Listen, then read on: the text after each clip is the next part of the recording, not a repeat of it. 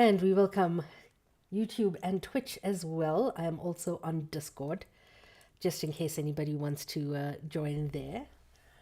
And no, you don't want bees. No. Bees are notoriously difficult creatures. But I understand the attraction of beekeeping. I get it. Bree, check the side chat.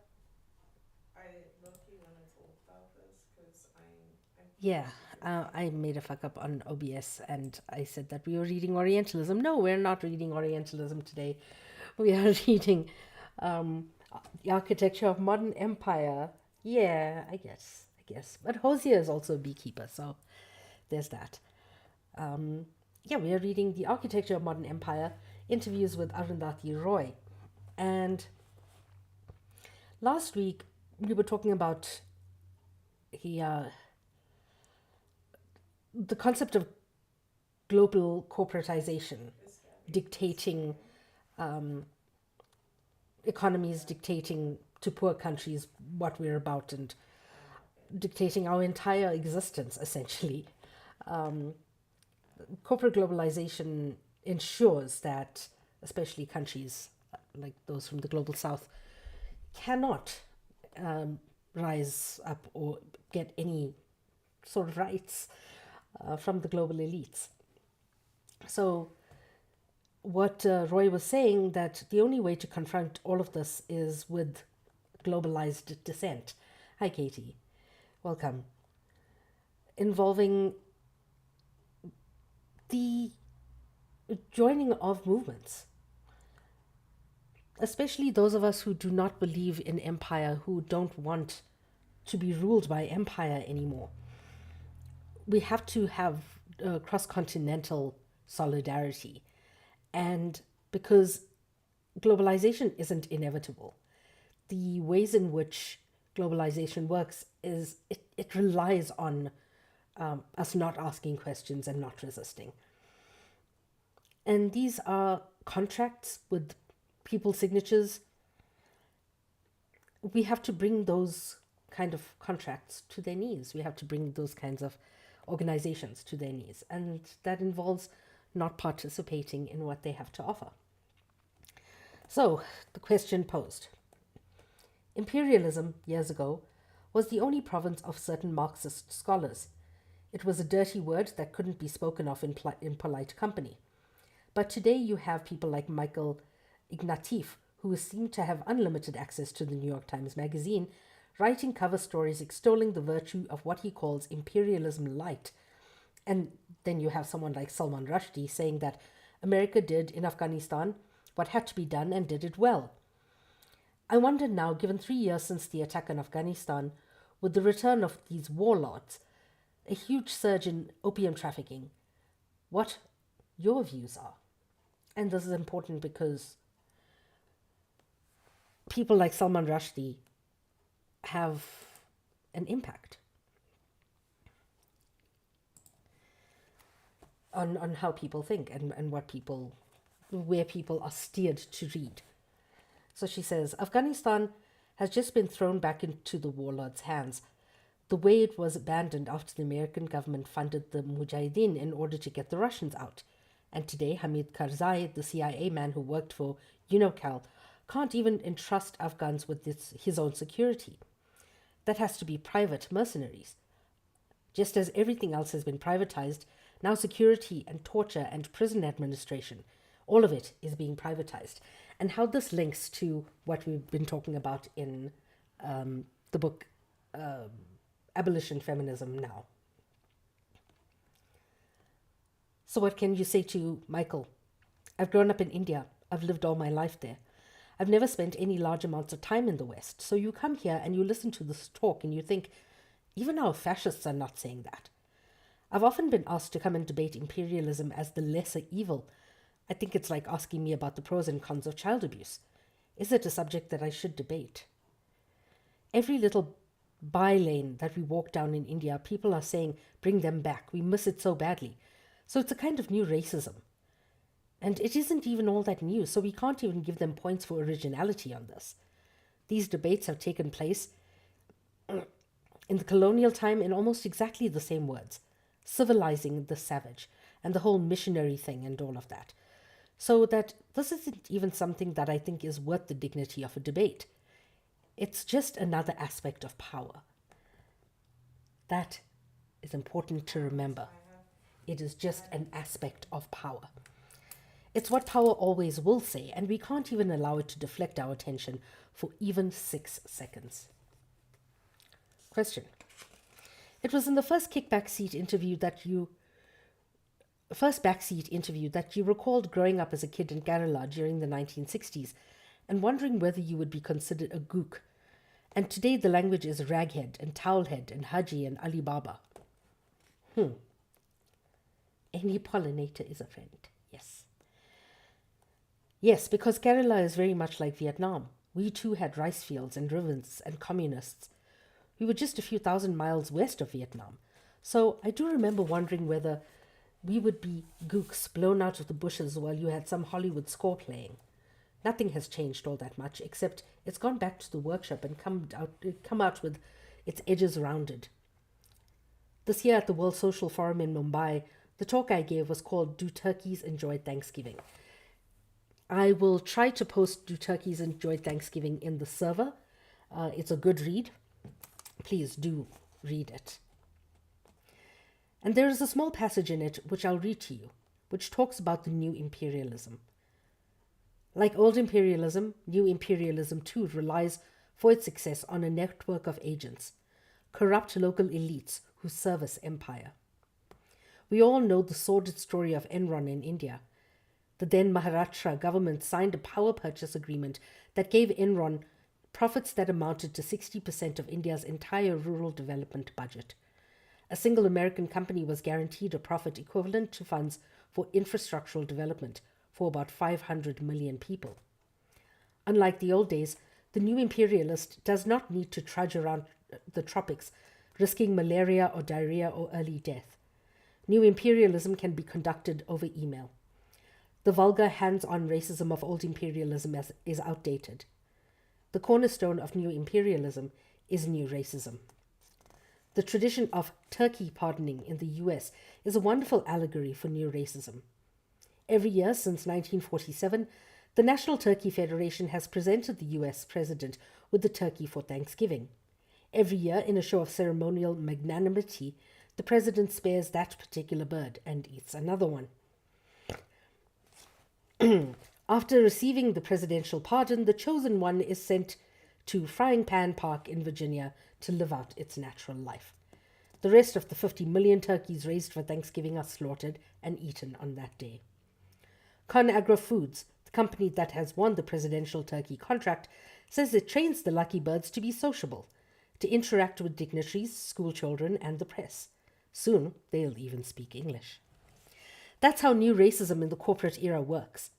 A few carefully bred turkeys, the local elites of various countries, a community of wealthy immigrants, investment bankers, and the occasional Colin Powell or Condoleezza Rice, some singers, some writers like myself, are given absolution and a pass to Frying Pan Park. The remaining millions lose jobs, evicted from homes, have their water and electricity connections cut, and die of AIDS. Basically, they're for the pot. But the fortunate fowls in Frying Pan Park are doing fine. Some of them even work for the IMF and the World Trade Organization. So who can accuse those organizations of being anti-Turkey? Some serve as board members on the Turkey Choosing Committee. So who can say that turkeys are against Thanksgiving? They participate in it. Who can say the poor are anti-corporate globalization? There's a stampede to get into Frying Pan Park. So what if most perish along the way? As part of the project of new racism, we also have new genocide. In this new era of economic interdependence, it can be facilitated by economic sanctions. New genocide means creating conditions that lead to mass death without actually going out and killing people.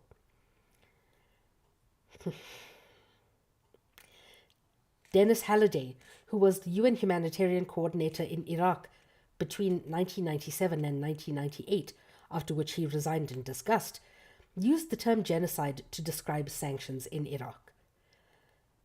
In Iraq, the sanctions outdid Saddam Hussein's best effort by claiming more than 500,000 children's lives. In the new era, apartheid as formal policy is generally considered antiquated and unnecessary. International instruments of trade and finance oversee a complex system of multilateral trade laws and financial agreements that keep the poor in their Bantustans anyway. Its whole purpose is to institutionalize inequity. Why else would it be that the United States taxes a garment made by a Bangladeshi manufacturer 20 times more than it taxes garments made in the United Kingdom? Why else would it be countries that grow 90% of the world's cocoa beans produce only 5% of the world's chocolate? Why else would it be that countries that grow cocoa bean, like the Ivory Coast and Ghana, are taxed out of the market if they try to turn it into chocolate? Why else would it be that rich countries that spend over $1 billion a day on subsidies to farmers demand that poor countries like India withdraw all agricultural subsidies, including subsidized electricity? Why else would it be that after having been plundered by colonizing regimes for more than half a century, former colonies are steeped in debt to those same regimes and repay some $382 billion a year?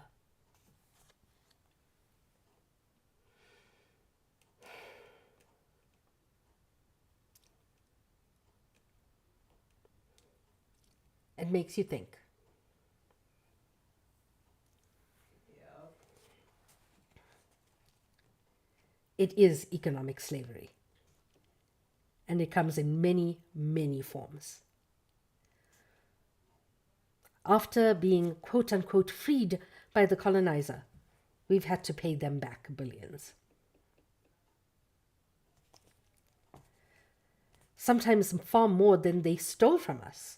We've had to pay them back. Why? Because they lost their property. Because they still own our mines. Because they still own our resources.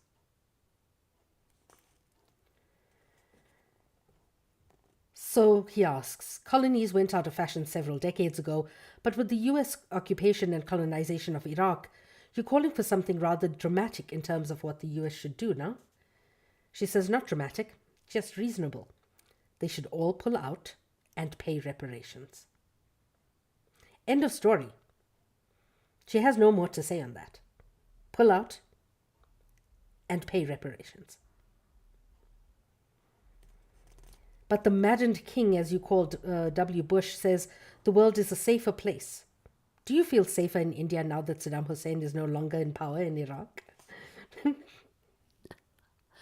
Tongue in cheek. Thank you. She says, I really miss those amazing Technicolor terror alerts in India. The polka dotted and salmon pink and orange and lavender and whatever. In India especially. I'm not talking about the elite, but among everyday people.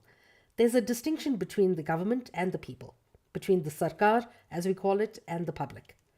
But here, the whole regime of synthetically manufactured fear has bonded people to its government. Ouch! Synthetically bonded fear. Or synthetically manufactured fear has bonded it to the government. Whew. I think that's true of the US as well. Only we can save you. That narrative.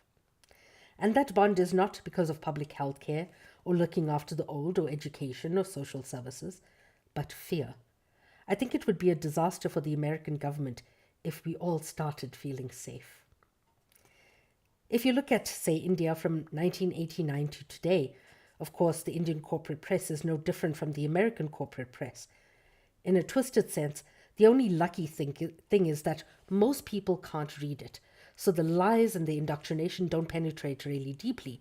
But if you did, you would possibly believe that in the past 14 years, 80,000 people have been killed in Kashmir. We need to have that conversation, Moss. I think it's important to have these conversations. That's how they justify the Navy, yeah. Every day there are terrorist attacks. In states like Andhra Pradesh, 200 extremists are killed every year. Every day there are militant strikes. But none of us goes around feeling terrified. We all know that everybody has to just continue living. People would laugh at the government if they started this technicolor terror alert thing, because everyone has so many other problems. So I think not to be frightened here is the political act. Ooh. Okay, this is something that my husband is quite terrified of when it comes to me. Hi, B. And I think he is quite justified in his fear. For me, I'm saying. I'm not afraid to die. People say, oh yeah, you just can't pull the trigger yourself because yada, yada, yada. I know I have to stay alive. I have nephews. I will stay alive for them. I have community. I will stay alive for you guys. I have things to do. I still have to hug a polar bear. I will stay alive. But I am not afraid to die. And this is something that Ross told me a long time ago. Dangerous is the revolutionary who is not afraid to die.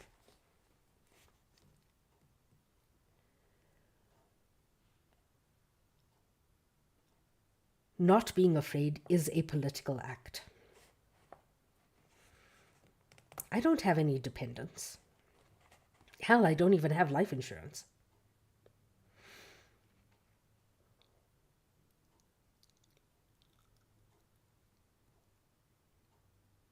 I don't want to be a martyr. But if I get killed fighting for people's freedom, so be it. I am prepared to die to see people free.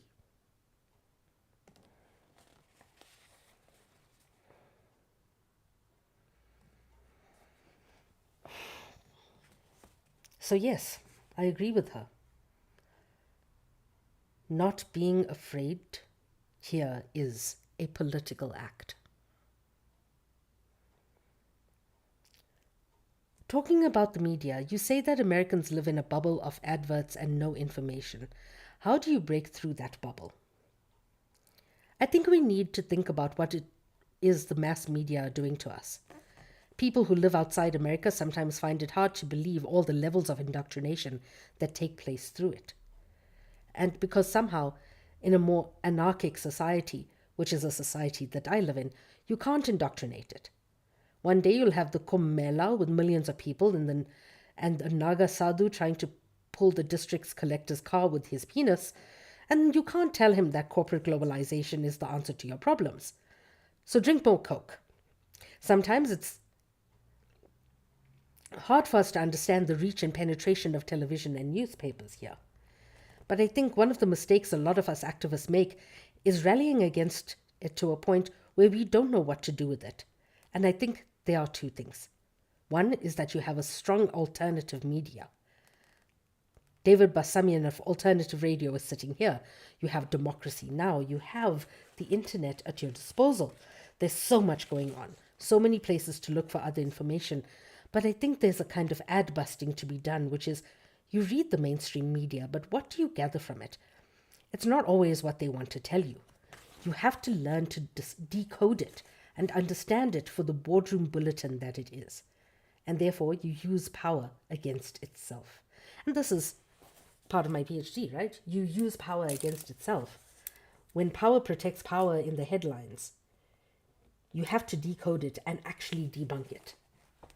And that is why I constantly say people who have the capacity start writing theory. And I think it's important to do so because many of us make the mistake of thinking that the corporate media supports the neoliberal project. It doesn't. It is the neoliberal project. That's what it is. You see it so blatantly now. In America, just think of yourselves in 2001 and what was going on in this country. And think of what is going on now. What a huge victory so many of you have won in terms of this flag-waving, frightening place. I remember in 2003 when I spoke in Porto Alegre, I didn't even, frankly, believe what I was saying at the time. It was just wishful thinking. There in Brazil, I said activists and musicians and writers, so many people work together to strip empire of its sheen. And we've exposed it, and now it stands too ugly to behold itself in a mirror. That much I believed. The next sentence was, soon it will not be able to rally its own people. And then look what happened. It's happening here, and it's because of you. So between that time and now, what used to be America's secret history is now street talk. And that's because of you. And it's a brilliant job. And you must not lose focus. And if you must stop thinking that how if Kerry comes to power we can all go back home and be happy. No.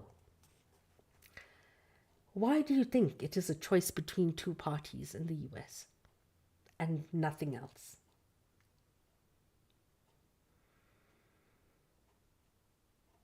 And do you actually think that the Democrats are lesser of two evils? It's the illusion of choice. You know, when people say capitalism breeds innovation, like, that's why you have 235 different types of ranch sauce and no healthcare.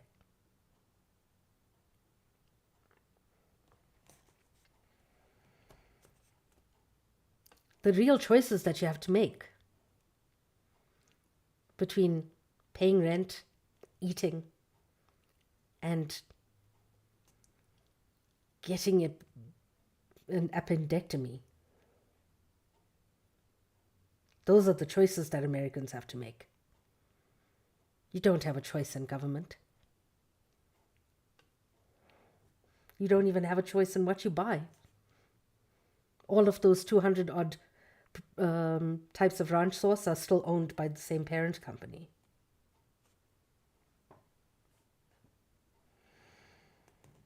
The global demonstrations against the Iraq War on February 15, 2003 turned out at least 10 million, by some accounts up to 15 million. You call that one of the greatest affirmations of the human spirit. But then the war started and people went home. I've never had it, JJ. I've never had ranch.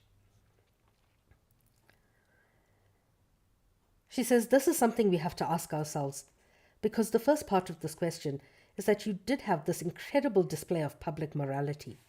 In no European country was the support for a unilateral war more than 11%. Hundreds of thousands marched in the streets of America, and still these supposedly democratic countries went to war. So the question is, A, is democracy still democratic? And B, are governments held accountable to the people who elected them? And C, are people responsible in democratic countries for the actions of their governments? I would say no, no, yes.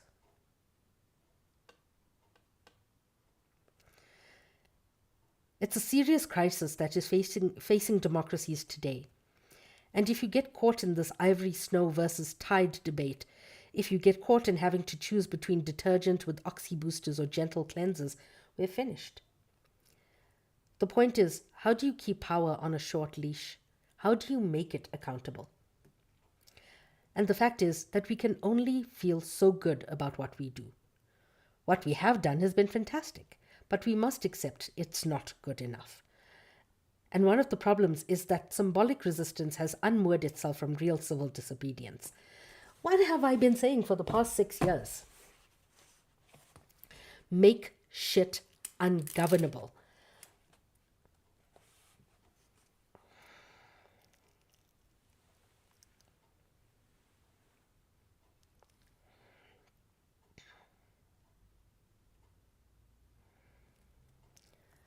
Oh, somebody on Discord says, hello from Israel. I don't know where Israel is. I only know Palestine. Israel is this kind of fake place that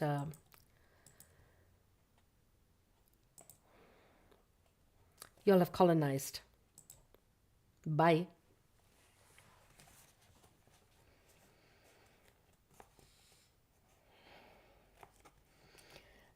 That is dangerous because governments have learned how to wait these things out. And they think we're like children with rattles in a crib. Just let them get on with their weekend demonstration and we'll carry on with what we have to do. Is fake. Yes. Public opinion is fickle. The symbolic aspect of resistance is important. Yes. The theatre is important. Yes. But not at the cost of real civil disobedience. So we have to find ways of implementing what we're saying seriously. Why do they think that guy on the Twitch stream? Why does he think that it's okay? Thank you. Why does he think it's okay to see somebody with a Palestinian flag and say, hello from Israel? It's clearly antagonistic. Because he is emboldened by the governments that uphold the geopolitical norm that is happening in West Asia and the rest of the Swana region.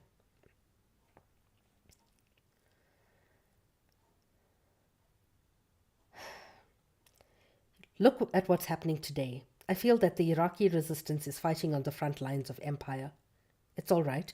We know that it's a motley group of former Ba'athist and fed-up collaborationists and communists and all kinds of people, but no resistance movement is pristine. And this is something that people on TikTok have to understand. No resistance movement is pristine. And if we're only going to invest our purity in pristine movements, we might as well forget it. The point is, this is our resistance, and we have to support it. And you have to understand that the American soldiers who are dying in Iraq are conscripts of a poverty draft, from the poorest parts of America being sent to war. In fact, they are, as well as the Iraqis, are victims of the same horrendous system that asks for their lives in return for victory that will never be theirs. The book that David and I did together is called The Checkbook and the Cruise Missile. And the fact is, sometimes the cruel missile is highlighted, and you're thinking about the torture and invasion and the army and people dying and so on. But meanwhile, contracts are being signed, pipelines are being laid, everything is being put in place for the time when they can withdraw the cruise missile. But the system of appropriation is already in place, and you have companies like Bechtel and Halliburton who did business with Saddam Hussein, who were on the Iraq Liberation Board or whatever it was called, who are now profiting billions from the destruction and reconstruction of Iraq. And those same companies were in Cochabamba, in Bolivia, in water privatization. And those same companies are in India, along with Enron. Enron and Bechtel, for instance, are involved in the first private power project in India, where the profits were 60% of India's entire rural development budget. The point I'm trying to make here is, Iraq is on the front lines of this war, but each of these companies that are involved in this place have economic outposts across the world. So it gives us a foothold, a way of using our disparity but making it all bear down on individual corporates and companies. And if we can't shut them down, if we can't prevent them from doing what they're doing, how can we call ourselves resistant? We have to.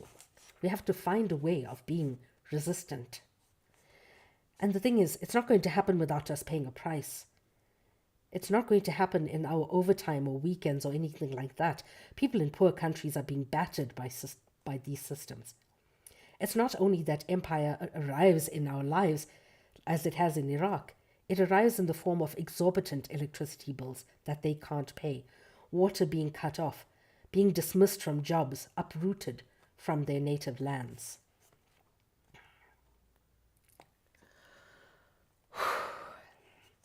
It makes me so fucking angry. I was in South Africa in June, just 4 days before I left, in a black township called Phoenix. The police and municipal police arrived to disconnect illegal electricity connections because electricity has been privatized and the poor have just been disconnected, millions of them. So they just could reconnect illegally. Police went and removed all the cables, and an old lady went out and said, "Look, that's all right, remove the cables, but just wait here. I want the press to come and I want to explain to them why we need to steal electricity." So they started pushing her around. And a young boy, her son, an 18-year-old boy, came out and said, "Look, that's my mother you're pushing around." And they just put a gun to his head. And they shot him. Empire is always seen by the repressive machinery of the state that it's in. The government, the police, the army, the bureaucracy.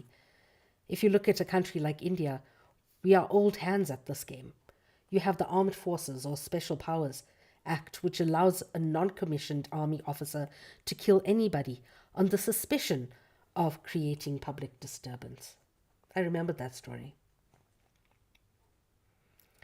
All over the northeast, Kashmir, you have the Gangster Act, or the UP Gangsters and Anti-Socialist Activities Prevention Act. You have the Special Areas Security Act, the Terrorist and Disruptive Areas Act. Some of these have lapsed, but people are still being tried under it.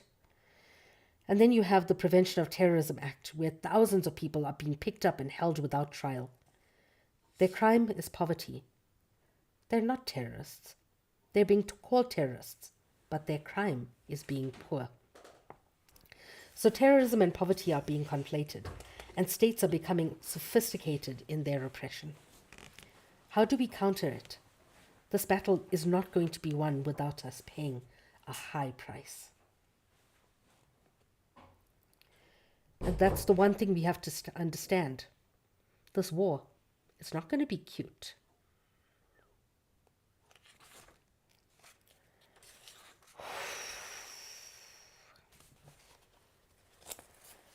I need to take a bit of a breather. Any comments?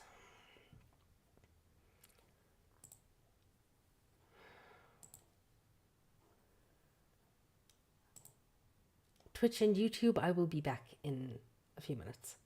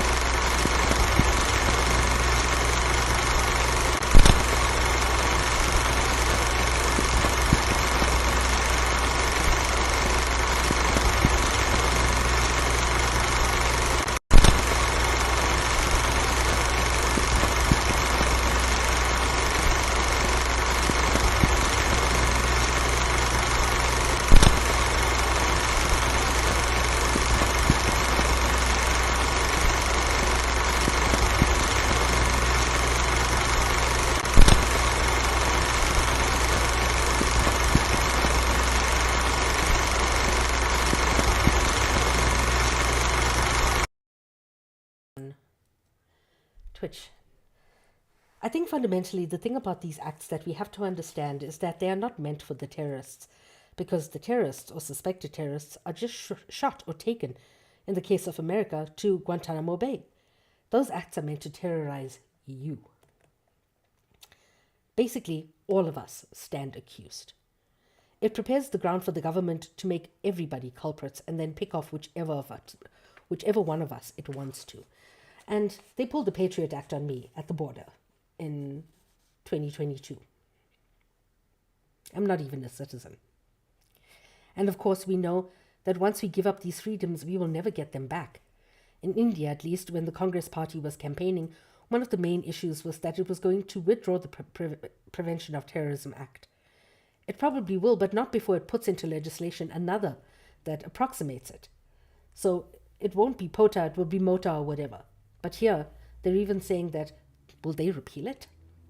It's an insult to you that they don't even think they have to say, it's populist to say that we're going to deal in sterner ways with terror and we're going to make America stronger and safer with more oxy boosters. Yeah, they gave me a sheet of paper that I had to sign or go to jail, that I agreed to be surveilled.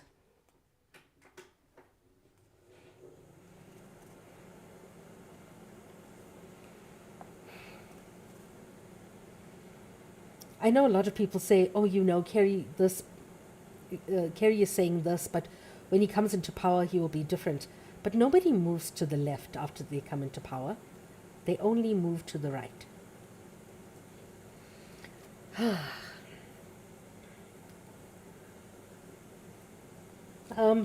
Everybody, please remember, I do these readings for free.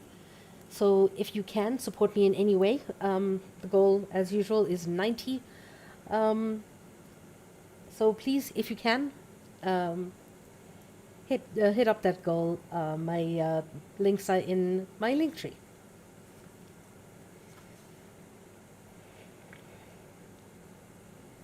One of your essays is called When the Saints Go Marching Out, the strange fate of Martin, Mohandas and Mandela.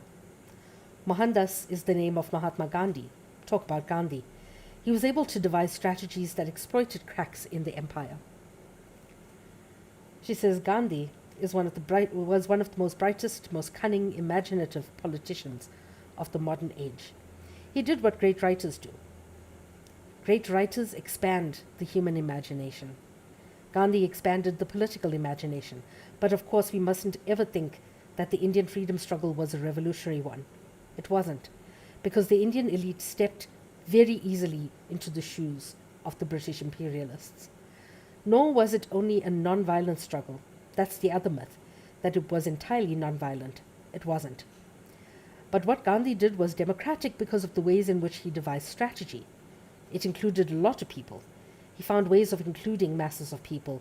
For instance, the Dandi March of 1930, where Gandhi marched to the coast 21 days, I think, to make salt in order to break the British salt tax laws, which prevented Indians from making salt.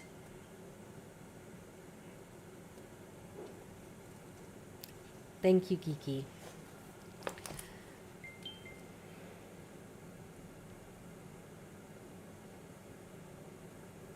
I can't do maths.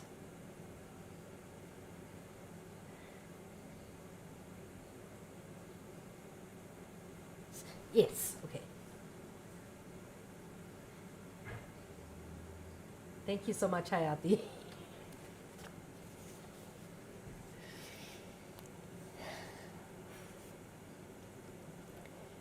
It was symbolic.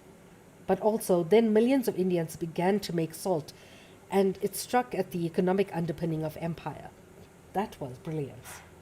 But I think we really need to reimagine non-violent resistance, because there isn't debate taking place that is more important in the world today than the strategies of resistance. And there can never be one strategy.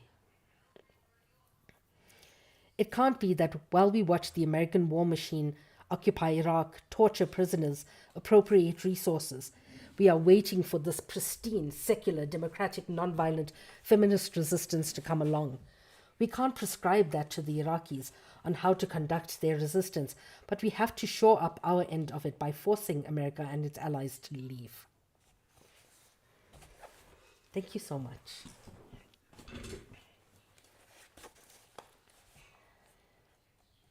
I think a lot of people here have on their minds the November 2nd election and what to do, who to vote for. Tariq Ali, who is critical of Kerry, recently said, "If the American population were to vote Bush out of office, I think the impact globally would be tremendous. Our option at the moment is limited. Do we defeat a warmonger government or not? Do we try our best?" What do you think of Ali's perspective? Thank you. Look, it's complicated and a difficult debate, in which I think there are two things you can do. You can act expediently, if you like, but you must speak on principle. I cannot sit here with any kind of honesty and say to you that I support Kerry. I can't. I'll give you a small example. In India, you may not be aware of the levels of violence and jingoism and fascism that we faced over the past 5 years.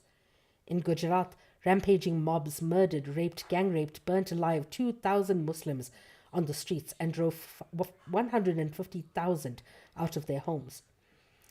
In Rajasthan, you have Maharashtra, you have Madhya Pradesh, you have this plague of Hindu fascism spreading, and you had a central government supported by the BJP. A lot of people that I work with know and work with the state of Madhya Pradesh in central India, where there was a Congress state government for 10 years. This government has overseen the building of the dams in the Narmada Valley. It had overseen the privatization of electricity and water, driving people from their homes and lands, and hundreds of thousands of people. Thank you, babe. I'll fix that now.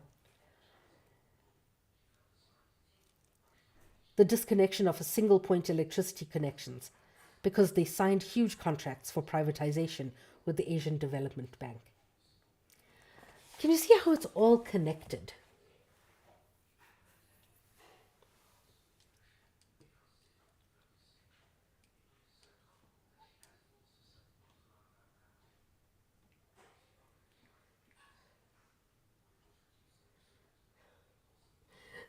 Thank you so much, Moss.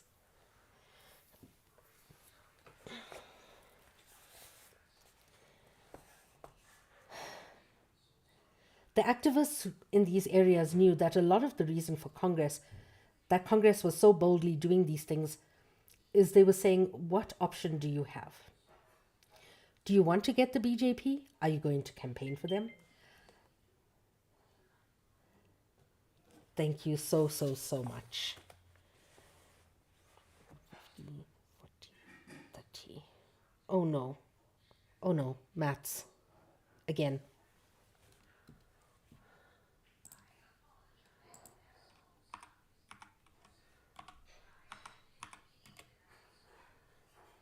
Okay, thank you.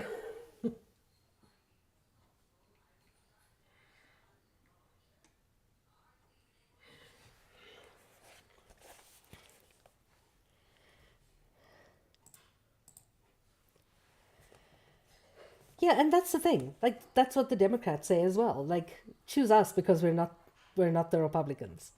Like, what? Is that, oh, is that all you have? Okay.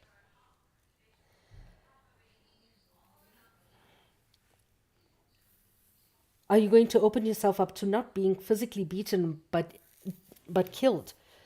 I want to tell you that they didn't campaign for Congress. They just said, we do not believe that, and we're going to continue to do our work.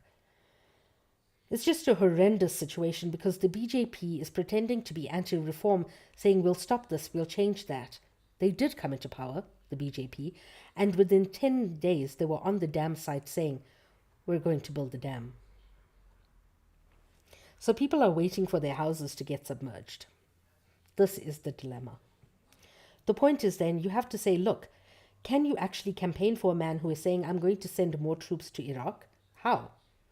So I think it's important for us to remain principled. Let me tell you, during the Indian elections, people used to keep asking me, aren't you campaigning for Congress? Aren't you campaigning? Because, of course, I had to spend the past 5 years denouncing the BJP. I said, how can I campaign for Congress that also oversaw the carnage of the Sikh people in Delhi in 1984, that opened the markets to the neoliberalism in the early 1990s? And every time you're put under pressure, I said, I feel sometimes when I'm asked this question, like I imagine that a gay person must feel when we're watching straight sex.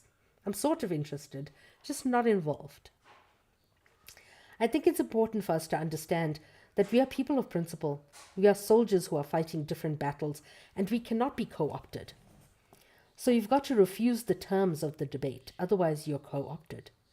I'm not going to say who you should vote for. I'm not going to sit here and tell you to vote for this or that, because all of us here are people of influence and power who cannot allow our power to be co-opted by those people. We have a modicum of power. We really do. And we cannot let that power be co-opted. And I'm going to stop there because here she goes on to talk about the media. And I'd like to give that my full attention next week. But I do want to remind you of something.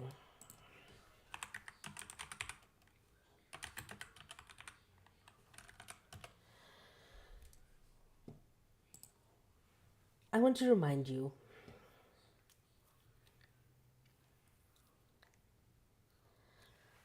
I shall die here. Every inch of me shall perish. Every inch but one. An inch. It's small and it's fragile, and it is the only thing in the world worth having. We must never lose it or give it away. We must never let them take it from us. I hope that whoever you are, you can escape this place.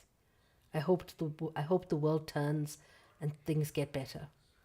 But what I hope most of all is that you understand what I mean when I tell you that even though I don't know you, even though I may never meet you, laugh with you, cry with you or kiss you, I love you. I love you with all my heart.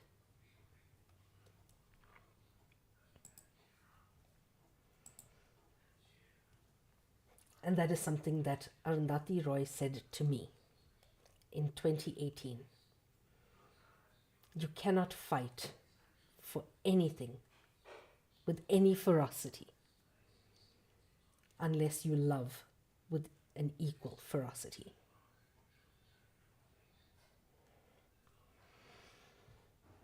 Any questions? Or any comments?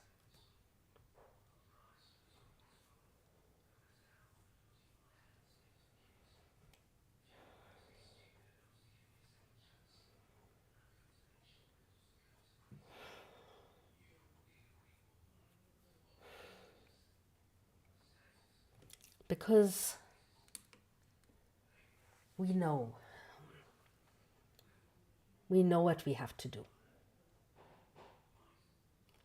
It is getting the courage to do it.